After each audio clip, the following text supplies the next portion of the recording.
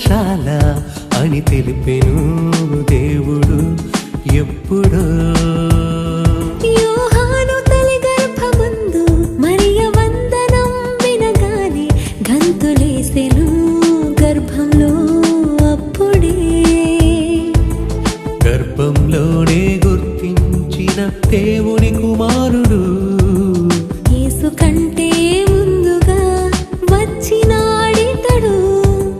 గర్భంలోనే గుర్తించిన దేవుని కుమారుడు యేసు కంటే ముందుగా వచ్చినాడితడు. లోకంతో పని ఎందుకు తనకు, దేవుని పనులే ముఖ్యం తనకు. క్రీస్తు సువార్తను స్థిరపరచుటకు పరలోకం కొరకు.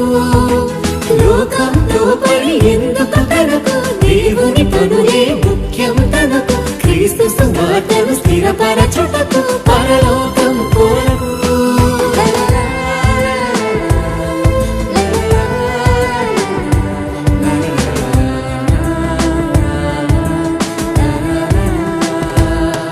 ప్రతి శిశువుకు తల్లి గర్భం ప్రారంభపు పాఠశాల అని తెలిపెను దేవుడు ఎప్పుడో.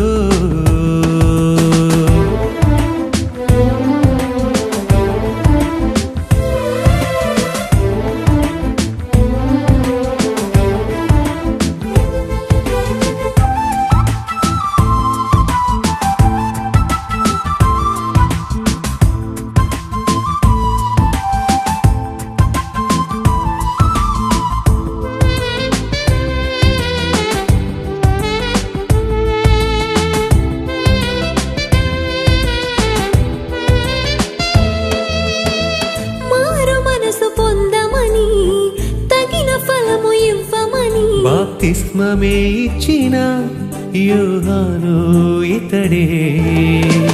అరణ్యంలో కేకలు వేయు యోహానొక శబ్దమని ముందుగా యెషయా ప్రవచించిన వాడితడే. తన వెనుక వచ్చిన వాడే సర్వశక్తిమంతుడని తన చెప్పుల వారును విప్పే అర్హతే తనకు లేదని. తననే తానే తగ్గించుకొని అడవిలో బ్రతుకును సహించుకొని దేవుని ఎదుటే మెప్పించుకొని ఇలా యేసుని చూపాడని.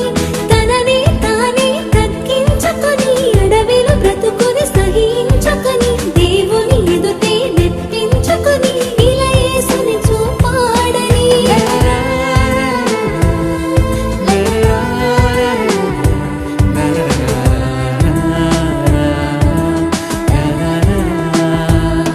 ప్రతి శిశువుకు తల్లి గర్భం ప్రారంభపు పాఠశాల అని తెలిపెను దేవుడు ఎప్పుడో.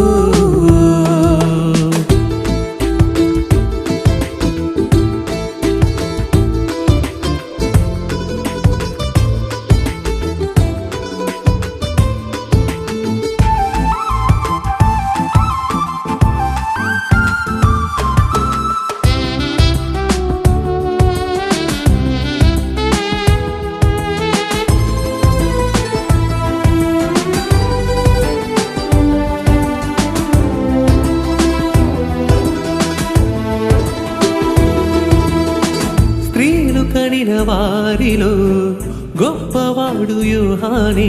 ముందుగానే మార్గం సిద్ధపరచినాడు ప్రభుకే. లేఖనాలలోనివే చేయుటకు వచ్చిన వాడే. రాబోవు ఏలియా అనిపించుకొనెను ఇతడే. లోక పాపములను మోసే గొర్రె పిల్ల ఇతడే అని ప్రభువును గూర్చి సాక్ష్యమిచ్చి శిష్యులను ప్రభుతో పంపి. తండ్రుల హృదయము పిల్లల వైపుకు, పిల్లల హృదయము తండ్రుల వైపుకు, మనుషుల హృదయము దేవుని వైపుకు త్రిప్పెను చివరకు.